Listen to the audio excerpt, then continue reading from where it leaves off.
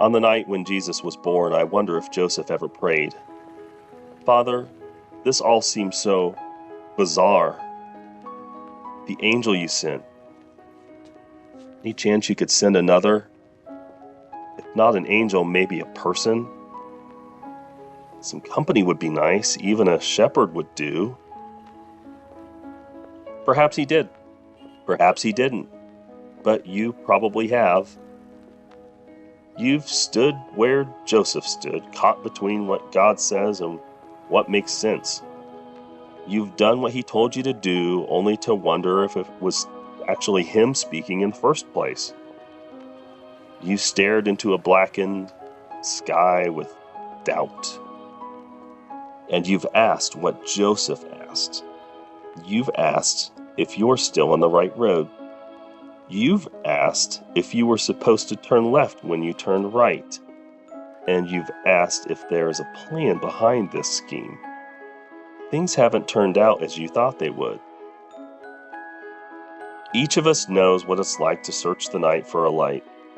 Not outside a stable, but perhaps outside an emergency room or on the manicured grass of a cemetery. We've asked our questions, we've questioned God's plans, and we've wondered why God does what he does.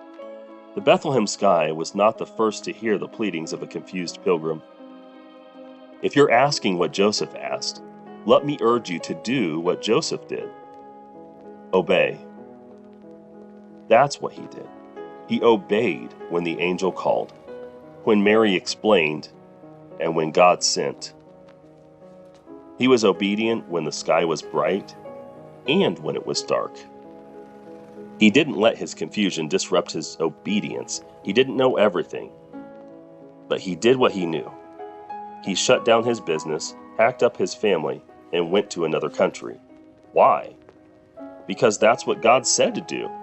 And what about you? Just like Joseph, you can't see the whole picture. Just like Joseph, your task is to see that Jesus is brought into your part of the world.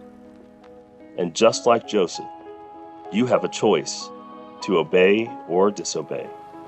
Because Joseph obeyed, God used him to change the world.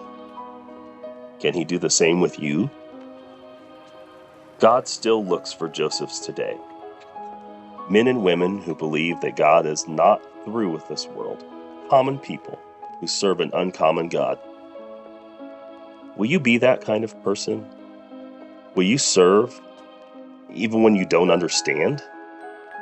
No, the Bethlehem sky was not the last to hear the pleadings of an honest heart.